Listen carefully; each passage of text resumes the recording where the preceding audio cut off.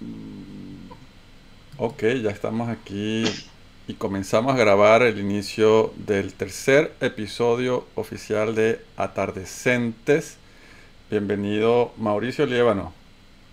Hola Adrián, buenas tardes. Qué bueno estar otra vez juntos y poder comunicarnos con todas las personas que nos están viendo. Bienvenido nuevamente y gracias. Estoy aquí compartiendo pantalla con la cuenta en Instagram de Atardecentes y quería ponerla acá porque quería que el protagonista fuera eso que haces día por día, no solo en la cuenta atardecente, sino adicionalmente en tu cuenta personal. Y es escribir frases, que era con juego de palabras, que tú me dijiste que eso tenía un nombre. Sí, realmente el ejercicio diario que yo hago, el nombre lo puso un español que se llama Ramón Gómez de la Serna y el género, si se puede llamar así, se llama greguerías, que básicamente es hacer juegos de palabras referidos a temas específicos, utilizando generalmente o el humor o la ironía o el sarcasmo. Es como la estructura general de ese género, digamos.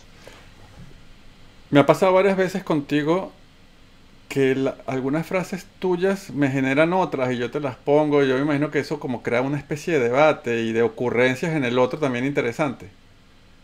Sí, eh, porque es que además realmente yo diría que es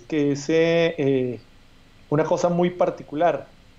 En principio, la persona que la lea de corrido, digamos, ve una frase normal, simpática, digamos, pero si la analiza, en el fondo siempre intenta decir algo más.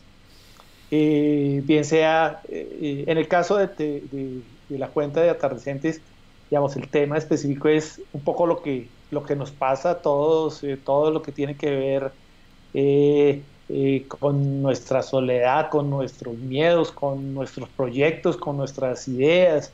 Entonces, digamos, eso es lo que pretende hacer ese juego de palabras. Creo que, Hoy, creo que tenemos dime. un delito en común y es que somos los libros que hemos leído, pero también los que nos hemos robado.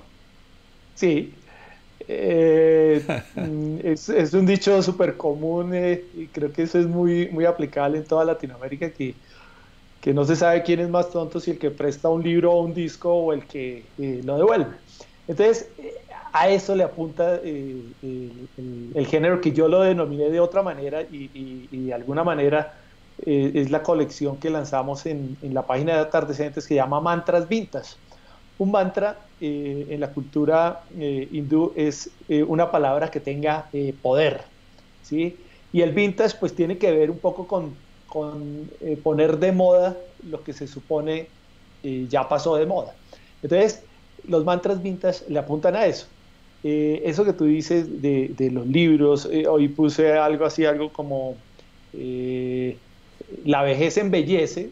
Una amiga ahí mismo me contestó, me dijo, no, no, no, no, ¿cómo se le ocurre decir que la vejez embellece? Por el contrario. Entonces empezamos como a discutir del tema y entonces ella decirme, no, por el contrario, vea, cuando uno se pone viejo se llena de arrugas, se pone canoso. Y entonces ese es un poco reivindicar lo que es el atardecer, es entender que las arrugas tienen un lado sexy. Algo Entonces, interesante. a- Sí, sí, no, dime. termina, perdón.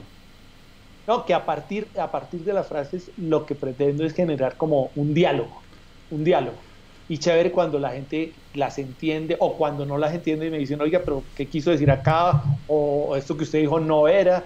Entonces, ese es un poco el sentido de lo que hago a diario. En esto de podcast, que muchos podcasteros millennials tienden más a irse hacia YouTube y se extrañan de que los escuchen solamente. Y creo que es más desatardecente de escuchar radio, quizás porque lo llegamos a ver en la niñez Sí, y ocupamos nuestro espacio escuchando. Y yo disfruto más un podcast escuchándolo que inclusive viéndolo. Qué bueno uno ponerse a ver un video y ver a las personas tertuleando, así como estamos acá o como cuando lo pasamos en streaming por Periscope o por cualquier otra vía. Tengo aquí en la pantalla una que me encanta mucho y me trae otra cosa a colación, que dice, me gusta la gente que se queda así se vaya. ¿Qué me trae esta frase?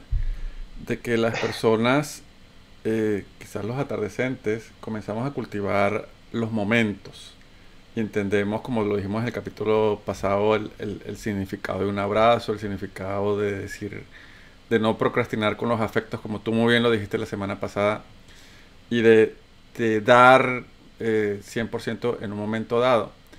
Y como que decir, eh, im- impregnarse para siempre en un segundo, en un abrazo, en un beso, o en un escrito, o en algo. Eso me trae a colación esa frase. Claro, porque es que, digamos, decir adiós siempre eh, tiene mala fama, digamos. Es decir, el que se va o cuando uno se despide siempre genera algún grado de rompimiento, de dolor, de pelea, y resulta que no.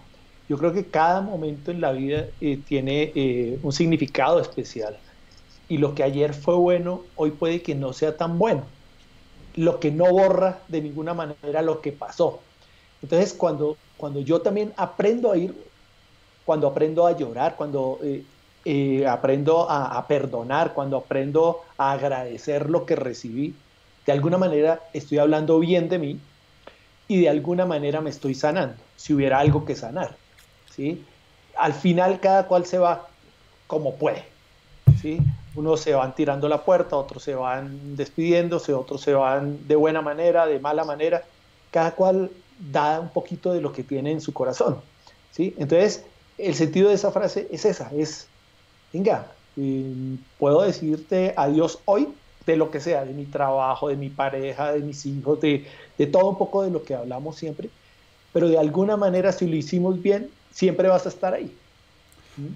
Muy bien, Mauricio. En principio tú habías propuesto para este episodio hablar sobre qué bueno o malo nos ha traído las redes sociales y comenzaría yo con esta frase tuya en Atardecentes.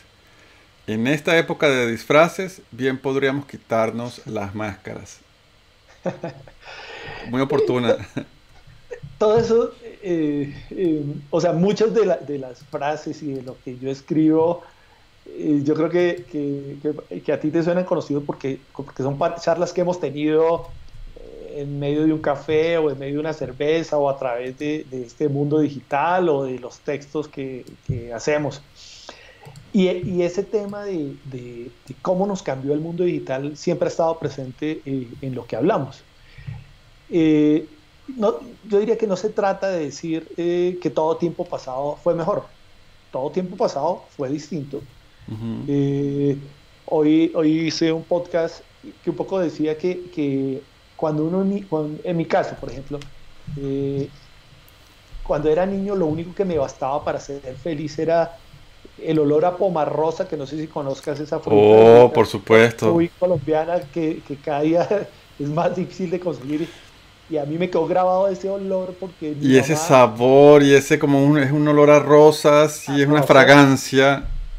correcto. Entonces, a mí me quedó grabado siempre en mi mente que los sábados mi mamá iba a la plaza de mercado a hacer mercado y siempre traía pomarrosa. Entonces, eso me quedó grabado. Y la segunda cosa que me hacía feliz cuando era niño era pedirme ser Pelé cuando jugábamos fútbol en la calle. Entonces, ese tipo de cosas de alguna manera cambiaron. Y en ese cambio tuvo que ver todo el tema digital que cambió para bien, para mal, la forma en que nos comunicamos y nos decimos las cosas. ¿No? O sea, el mundo digital transformó para siempre, diría yo, la raza humana. Es verdad. Y la conectividad, lo que llaman 3.0,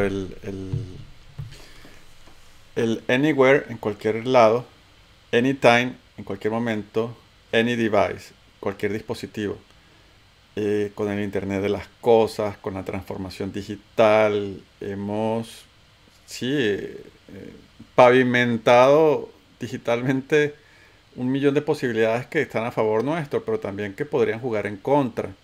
Fíjate de todo lo que está pasando con la iden- identificación facial en Hong Kong, por la seguridad, por el derecho a la privacidad, por el derecho a la información nuestra que se la roban compañías para vendernos tendencias o provocarnos caer en la tendencia, porque a veces vamos a consumir noticias y entendemos que eso es lo que está pasando.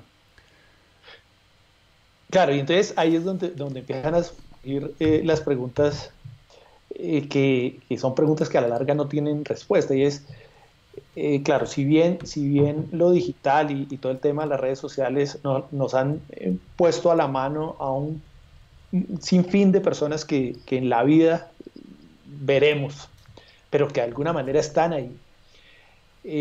También ha hecho que la sociedad cambie. Hay un filósofo y sociólogo polaco que murió hace unos 2 años que se llama Zygmunt Bauman. Él tiene una teoría sobre la modernidad líquida y la sociedad líquida, que básicamente lo que dice es que la sociedad ha ido cambiando de tal manera porque lo que antes era hechos concretos, y ponía el ejemplo de las personas que entraban a una empresa e intentaban durar el mayor tiempo posible, casi hasta pensionarse, que es como la historia de la mayoría de nuestros papás. Ha pasado a que la gente hoy cambia de trabajo, cambia de pareja, cambia, nada es estable, todo es inestable y el mundo se ha acostumbrado a eso, ¿sí? Estamos presos un poco como de la imagen y eso Y de la no realidad tiene... virtual, que es la otra, Exactamente, porque exactamente.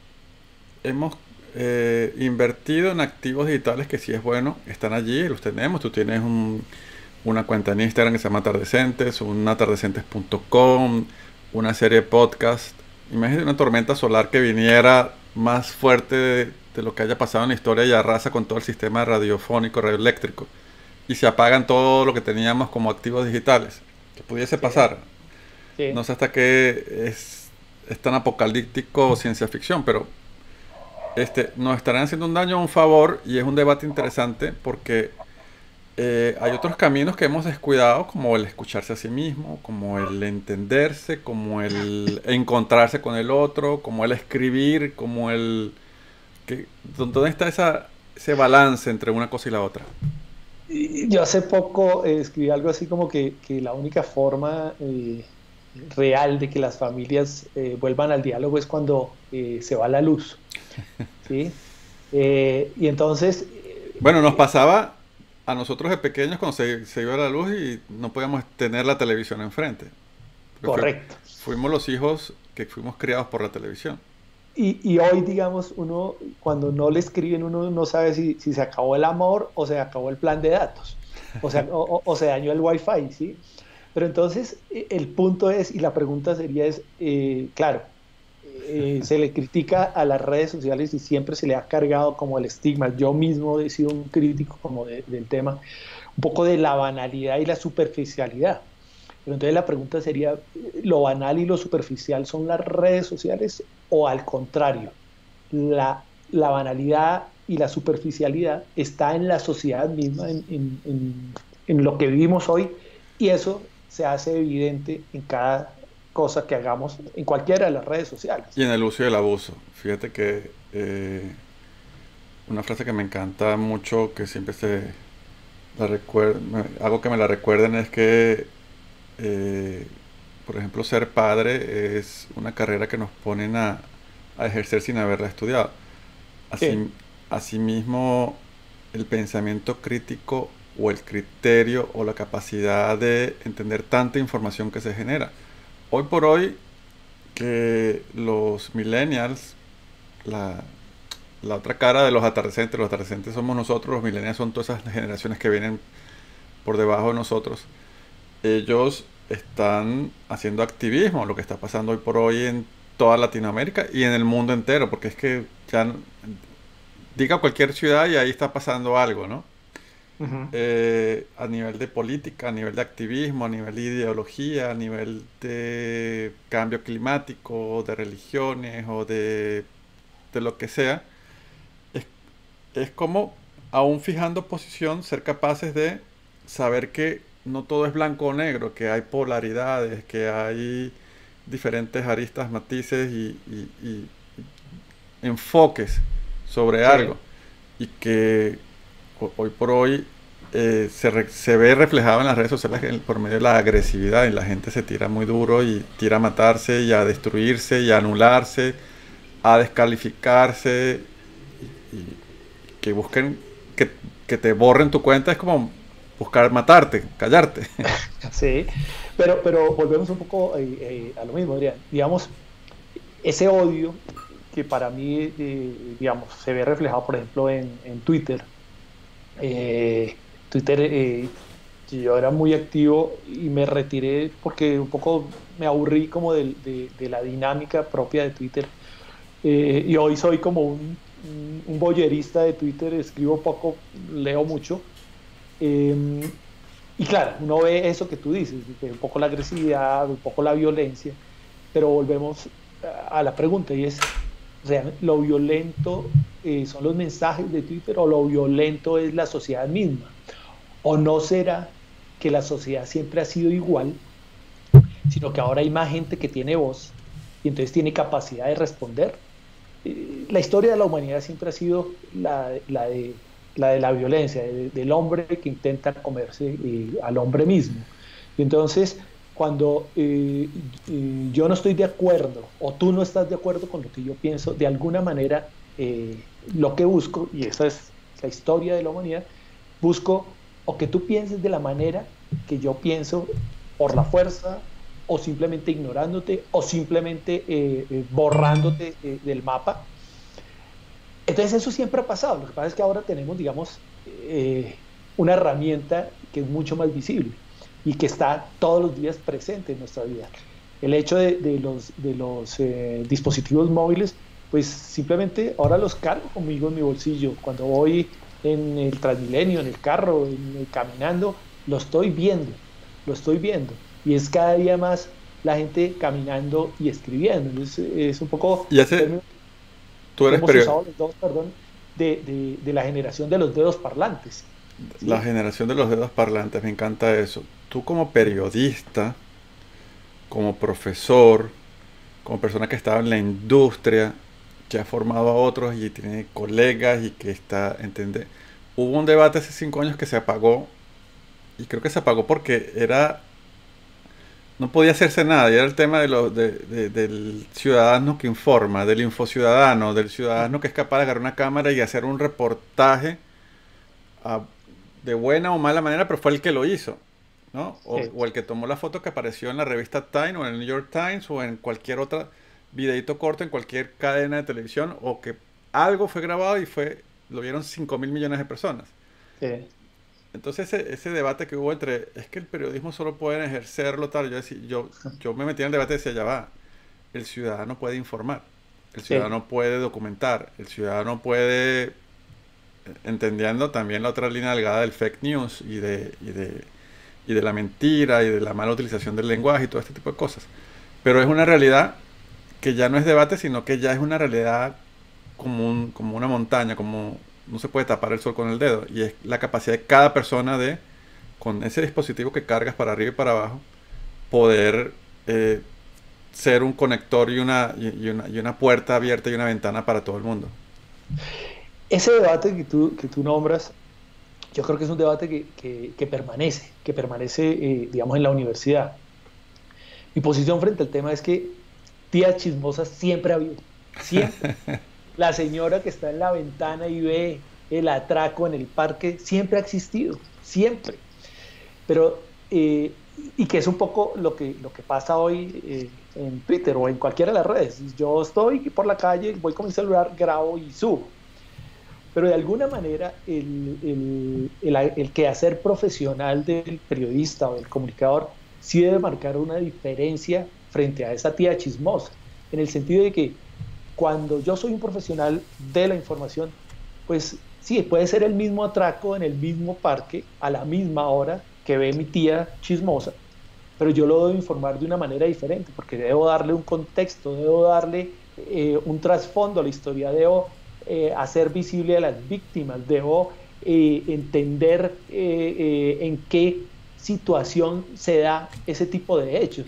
Entonces, es un problema también ético, digamos, de lo que significa informar responsablemente a una comunidad e informar que no es más que poner en evidencia un hecho que vi, que lo puedo hacer yo o lo puede hacer cualquier persona. Lo otro, ese debate de que el periodista no puede dar una opinión, o muchos lo describen como una bandera, es que yo soy periodista y no puedo decirte nada. Eso es súper complejo, ¿no? Porque al final podrías tú inteligentemente decir mucho mostrando los hechos de tal manera que la gente diga, wow, es que por la evidencia me hace sacar estas conclusiones. Es como el psicólogo que en terapia nunca te da la respuesta, pero hace que tú encuentres todos los hechos y diga, ya va, el camino es este. Y entonces la psicóloga te dice, ese es el camino. ¿Me Ajá. explico? Y te lo valida. Es súper interesante. El tema de la subjetividad siempre ha estado presente. Yo personalmente creo que la subjetividad, que la objetividad no existe. La objetividad es eh, cómo abordo yo el objeto de lo que hablo, pero siempre lo voy a abordar desde mi propia perspectiva, desde mi propia cultura, desde mis propios miedos, desde mis propios intereses.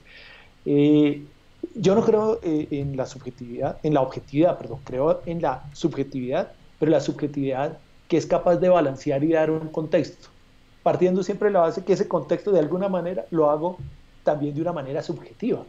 Entonces, digamos, el tema de la información y la comunicación, ahí es donde se empiezan a cruzar todos los caminos, ¿sí? Porque si es opinión, listo, es opinión, es opinión.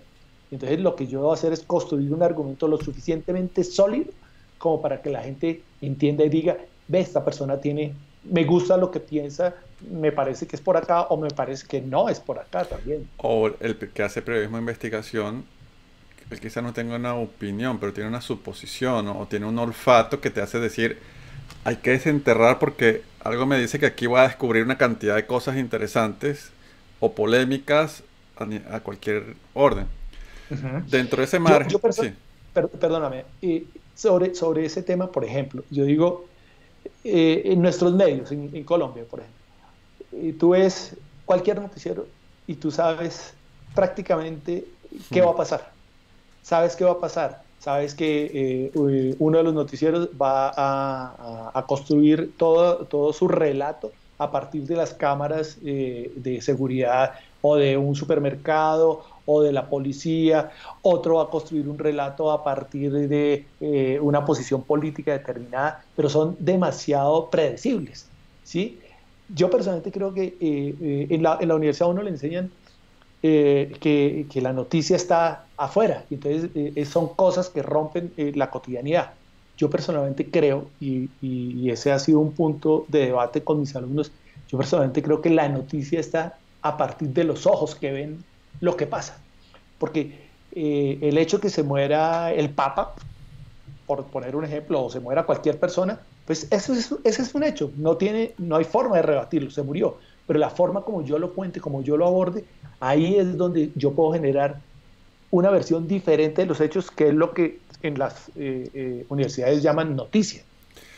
Y lo que te decía yo en ese margen que nos trajo aquí a esa discusión inicial del periodismo, del infociudadano, es que quizás las redes sociales fueron usadas primero de manera lúdica por los ciudadanos, por los usuarios normales, inclusive después fue que comenzaron a llegar los artistas, los que después se llamaron, porque se volvieron populares, los influencers, los mismos usuarios o gente del gremio.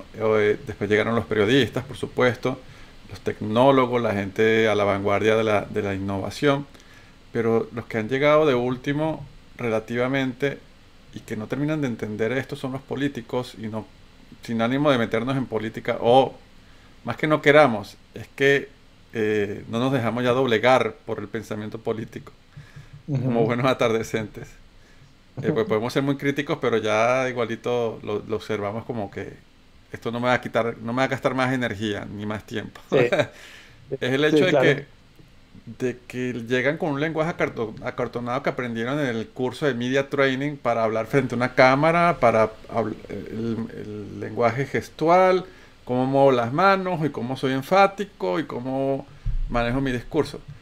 Pero no sacan provecho de las redes sociales, no sacan provecho de la generación y construcción de una comunidad para poder tenerlo como un capital. No sacan provecho del ganarse las cosas a corto, mediano, largo y plazo. Gente que amasa un capital espectacular y llegan de segundos y, entre comillas, pierden una elección, un cargo por elección popular y abandonan y sueltan eso y se murió un capital que costaría una fortuna tenerlo de manera natural. Y es que no entienden una carrera a largo plazo y un acercamiento a las personas y a sus comunidades por medio de las redes sociales, conversando, puliéndose, lanzándose al ruedo de grabarse y mostrarse al mundo.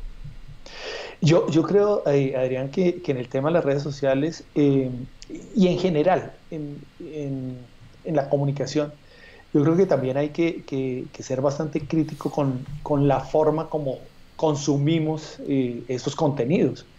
Porque charlatanes, vendehumos, gente que echa una carreta, ha existido siempre, siempre, siempre, siempre, desde que el hombre, hemos dicho, desde la época de los jeroglíficos, yo creo que había alguien que echaba un cuento puliendo una piedra. El problema está es cómo abordo yo esos contenidos, cómo soy capaz de entender el contexto en que cada persona me lo dice, la intencionalidad de esa persona. Lo único que me salva un poco de la banalidad, de la superficialidad, de la futilidad que se da en las redes sociales es mi propia forma crítica de asumir esos contenidos. Sí, yo personalmente no creo en el tema de los influenciadores, precisamente por eso, porque creo en la capacidad crítica. De pronto y esa es como una de las utopías que me mueve, en la capacidad crítica de las personas al consumir cualquier tipo de mensaje, bien sea en las redes sociales o bien sea en la tienda, ¿sí? Pero Oye, es que lo dices muy bien en esa frase con la que comenzamos este debate. En esta época de disfraces, bien podríamos quitarnos las máscaras. claro. Y hay gente que llegó a redes sociales poniéndose el disfraz, poniéndose la máscara y creyendo y pretendiendo que eso es el mundo, porque está bien, tú eres influencer, pero hay una masa que ni se mueve por el tema de los influencers, ni porque ese es el camino que ellos van a tomar. Uh-huh, uh-huh. Entonces, Siempre se ha hablado en el tema de todas las redes sociales y en general de los medios de comunicación, del tema de la opinión pública. Y hacen ver como que la opinión pública es como la opinión generalizada de un gran grupo heterogéneo de personas. Yo personalmente en eso no creo, porque muchas personas pueden confluir en una opinión con respecto a un hecho concreto, el que sea un político, un parque, una actividad. Podemos los dos opinar lo mismo que sí sobre algo, pero los dos de alguna manera hemos llegado por caminos diferentes, porque tú tienes una historia, yo tengo una historia, yo tengo unos intereses, yo tengo una forma una cosmovisión que me hace ver la vida de una manera. Entonces lo que yo creo que existe es una opinión del público, que es la opinión segmentada de personas con una posición en la vida. La única forma para que tú puedas ponerte en mi lugar es desplazándote, no hay otra. Si yo estoy parado acá, tú no te puedes poner en mi posición porque, ¿cómo? Ni vas a quedar o encima o pisándome o me estás empujando. Para ponerte en mi lugar me tienes que desplazar y entonces ya no estás en mi lugar, estás en el tuyo. Es verdad, Mauricio Liévano, el atardecente mayor. Ya para cerrar te quería hacer esta pregunta. Como el CEO de Atardecentes, el founder, el fundador de esta hermosa iniciativa, ¿qué puede esperar la gente al llegar a esta comunidad? Básicamente, yo creo que la gente que se acerca a Atardecentes puede encontrar cosas que lo identifiquen, como un grupo etario, ¿sí? Es claro que en Atardecentes no le estamos hablando ni a los centennials ni a los millennials, no porque no nos interesen, no porque no creamos que sean importantes, sino porque ellos tienen su propio espacio. Y yo creo que en Atardecentes es reivindicar la posibilidad que tenemos los adultos contemporáneos de decir cosas, de hacer cosas, de reemprender caminos, de caernos, de volvernos a levantar. ¿Sí? De eso creo que es que se trata Atardecentes. Bueno, entonces despídase, te toca. ¿No? No, pues para mí, como siempre, es todo un gusto poder hablar de estos temas en los que ni Adrián ni yo pretendemos pontificar sobre nada, sino básicamente dialogar como hacen dos amigos sobre un tema que les gusta, que les apasiona y que puede ser de interés para alguien, para alguien. Esa es un poco como la idea, que esta charla de dos amigos se pueda multiplicar y que a este grupo de atardecientes cada día lleguen más y más personas. Bueno, y así quedamos, mi estimado amigo, súper agradecido con su presencia para de manera colaborativa construir este podcast y web show. Chao, Adrián. Hasta una próxima. Hablamos.